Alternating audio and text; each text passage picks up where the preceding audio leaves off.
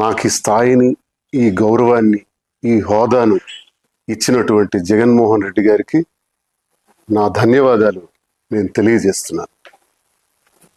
మరి ఈరోజు పార్టీ కోసం చాలా కష్టపడి పనిచేశాను, గొంతై మాట్లాడాను, గట్టిగా ప్రతిపక్షాల మీద విరుచుకుపడ్డాను.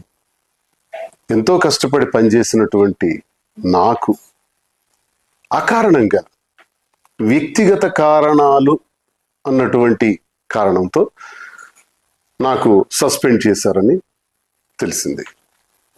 అయితే ఇందుకు నేను పార్టీ నాకు అందించినటువంటి సహకారం, రాజశేఖర్ రెడ్డి గారితో అడుగులు వేసిన నేను, జగన్మోహన్ రెడ్డి గారితో నడుస్తున్న నేను, నా హృదయంలో జగన్మోహన్ రెడ్డి గారు ఇప్పుడు కూడా చిరస్మరణీయం.